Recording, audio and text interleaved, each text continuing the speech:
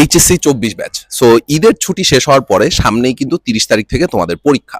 প্রথম পরীক্ষাটাই হচ্ছে Bangla first paper, যেটাতে আসলে ম্যাক্সিমাম ক্ষেত্রেই স্টুডেন্টরা আসলে এ প্লাস মিস করে। তো এ প্লাস মিস করার রিজনটা তোমাদের সাথে যদি আমি একটু শেয়ার করি, যে আমার আশেপাশে আমি যখন এইচএসসি পরীক্ষা দিই 2019 সালে, তখনও কিন্তু আমার আশেপাশে অনেক ফ্রেন্ড সার্কেলে আসলে বাংলায় এ প্লাস মিস করে। সো এই বাংলায় এ প্লাস মিস করার আসলে রিজনটা কি?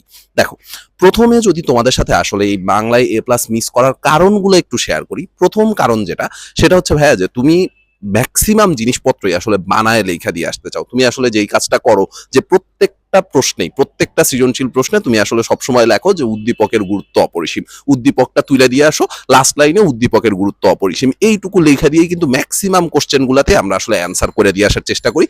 এন্ড আমরা আসলে বাংলা লেখার সময় মনে করি যে বাংলা তো আসলে পারবই, মানে সায়েন্সের স্টুডেন্টদের ক্ষেত্রে আসলে যেটা হয় যে তোমরা ম্যাক্সিমাম ক্ষেত্রেই আসলে দেখা যায় যে ফিজিক্স, কেমিস্ট্রি, ম্যাথ এইগুলাতে বেশি ফোকাস করতে যায়, বাংলা বানায় লিখতে পারবো ভাই, বাংলা আসলে এত পড়া লাগে না, এই এরকম একটা মেন্টালিটি আসলে কাজ করে। সো এই মেন্টালিটি থেকে বের হয়ে তোমাদের আসলে আমি একটু কিছু টিপস শেয়ার করব, যেগুলো তোমাদের বাংলায় এ প্লাস যেন মিস না হয় সেই ব্যাপারে কিছুটা হইলেও হেল্প করবে। সো আসো প্রথমে একটু একটা ক্যালকুলেশন করি যে ঝামেলাটা আসলে হয় কোন জায়গায়। প্রথম ঝামেলা যেটা, সেটা হচ্ছে টাইম ম্যানেজমেন্ট। তুমি যেই কাজটা করো, প্রথম দিকের কোশ্চেনগুলা যথেষ্ট পরিমাণে টাইম নিয়ে লেখো, 4 পেজ 5 পেজ করে প্রত্যেকটা কোশ্চেন লিখতেছি। লাস্টের দিকে যখন 6 নাম্বার সৃজনশীল আমরা লিখি, তখন হয়তো দেখা যায় যে হাতে টাইম আছে আর মাত্র 5 মিনিটের মতো। সো ওই টাইমে 7 নাম্বার সৃজনশীল আসলে অনেক সময় টাচই করা হয় না, যে আমি 7 নাম্বার সৃজনশীল যে লিখবো, 7 নাম্বার সৃজনশীল লেখার মতো টাইমই আমার হাতে নাই। সো এইটা হচ্ছে সবচেয়ে বড় একটা মিস্টেক। প্রথম থেকে শেষ পর্যন্ত আমার যেন খাতাটা ইউনিফর্ম থাকে। প্রথম কোশ্চেনটা আমি যেরকম ভাবে টাইম নিয়ে লিখতেছি, লাস্ট কোশ্চেনটাও যেন আমি সেম ওয়েতে টাইম নিয়ে শেষ করতে পারি। এইটুকু প্রথমে মাথায় রাখবা। প্রথমেই প্রত্যেকটা কোশ্চেনের জন্য 20 মিনিটের আশেপাশে করে আমি টাইম পাবো। সো তুমি টার্গেট রাখবা যে 18 মিনিটের মধ্যে আমার প্রত্যেকটা প্রশ্ন শেষ করতে হবে, যেহেতু বাংলায় লেখা বেশি।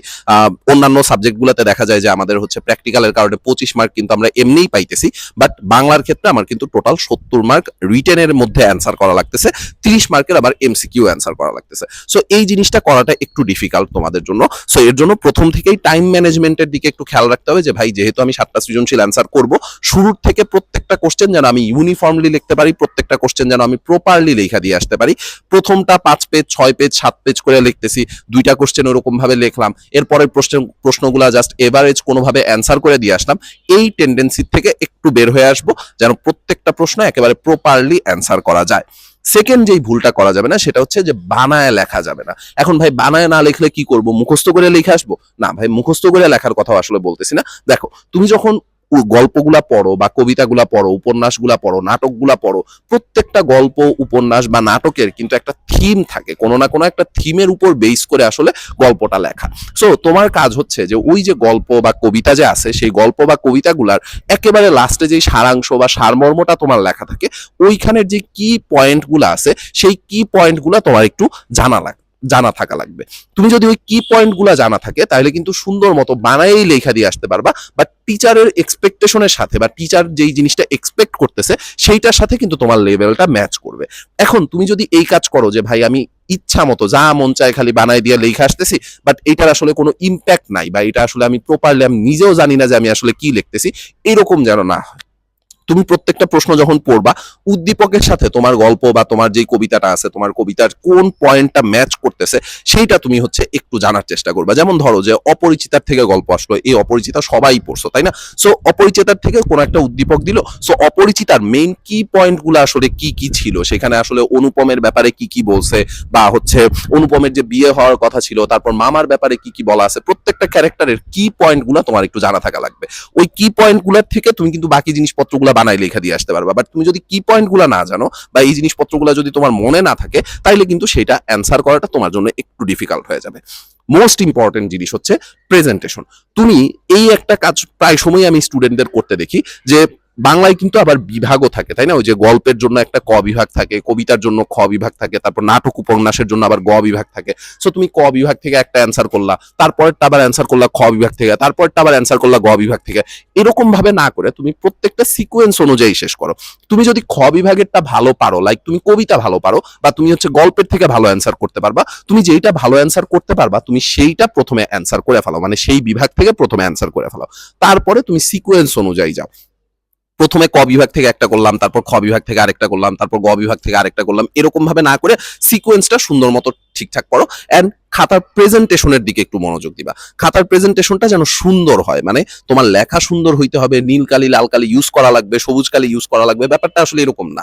তুমি সুন্দর মতো লেখো, খাতার মার্জিন গুলা যেন ঠিকঠাক থাকে, খাতার ডান পাশে বাম পাশে যেন প্রপার জায়গা থাকে, জিনিসটা দেখা যেন আসলে সুন্দর লাগে। কারণ টিচার দেখো 7টা সৃজনশীলই কিন্তু তোমার পড়ে দেখবে না, সে প্রথম একটা বা দুইটা বা তিনটা সৃজনশীল হয়তো পড়ে দেখবে। সেইখানে যদি তোমার কিওয়ার্ড গুলা ঠিকঠাক থাকে, তুমি যদি প্রথম 2টা বা 3টা প্রশ্নে অ্যাটলিস্ট 8 মার্ক করে উঠায় নিয়ে আসতে পারো, বা অ্যাটলিস্ট 9 মার্ক করে উঠায় নিয়ে আসতে পারো, তাইলেই কিন্তু তুমি অন্যদের চাইতে কম্পিটিশনে অনেক বেশি আগায় যাবা।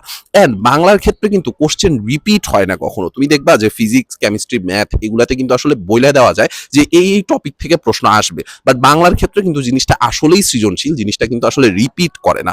হ্যাঁ, তুমি এই ট্রিকটা কাজে লাগাইতে পারো যে গতবার যেই 3টা প্রশ্নের থেকে, মানে তোমরা 24 সালে পরীক্ষা দিতেছো, 23 সালে যেই 3টা প্রশ্নের থেকে সৃজনশীল আসছে, সেই 3টা গল্পের থেকে সৃজনশীল আসছে, ওই 3টা গল্পের থেকে সৃজনশীল আসার সম্ভাবনা এইবার অলমোস্ট মানে 5% বলা যায়। ওই 3টা প্রশ্নের থেকে সৃজনশীল আসবে না, ওই 3টা গল্প তুমি বাদ দিতে পারো চাইলে, কিন্তু ওই 3টার মধ্যে যে কোনো একটার থেকে আবার সৃজনশীল চলে আসতে পারে। মানে 3টা প্রশ্নই আগের টপিক থেকে রিপিট করবে না, বাট একটা হয়তো আগের বার আসা প্রশ্নের থেকেও রিপিট করতে পারে।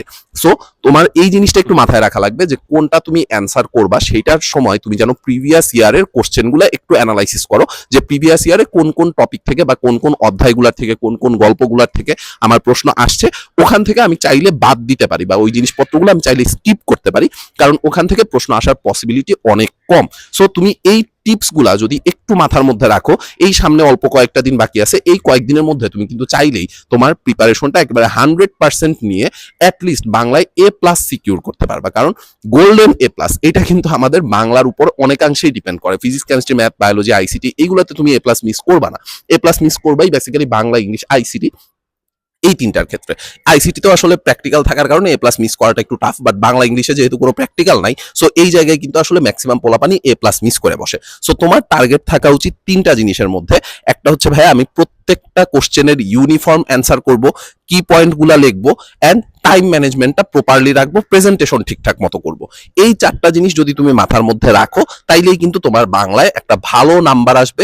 কম প্রিপারেশন নিয়েও তুমি কিন্তু একটা ভালো নাম্বার ক্যারি করতে পারবা। আরেকটা জিনিস একটু বাকি থাকে, সেটা হচ্ছে ক খ এর প্রশ্নগুলা, মানে জ্ঞানমূলক অনুধাবন, এগুলো আসলে কোত্থেকে অ্যান্সার করবো। ভাই জ্ঞানমূলক অনুধাবনের জন্য তুমি যে টেস্ট পেপার কিনছো, সেই টেস্ট পেপারের পিছনেই কিন্তু জ্ঞানমূলক অনুধাবনের সাজেশন দেওয়া আছে। তুমি যদি ওই সাজেশন অনুযায়ী তোমার জ্ঞানমূলক অনুধাবনগুলো অ্যাটলিস্ট শেষ করে ফেলাও, তাইলেই কিন্তু তোমার অনেকাংশেই প্রিপারেশন কমপ্লিট হয়ে যাবে। সো এই কয়েকটা জিনিস মাথায় রেখে এই লাস্ট কয়েকদিন একটু প্রিপারেশন নাও। আশা করি তোমরা বাংলায় একটা ভালো রেজাল্ট নিয়ে আসতে পারবা। দেখা হবে ইনশাল্লাহ পরবর্তীতে অন্য কোনো ক্লাসে, অন্য কোনো ভিডিওতে। ধন্যবাদ সবাইকে।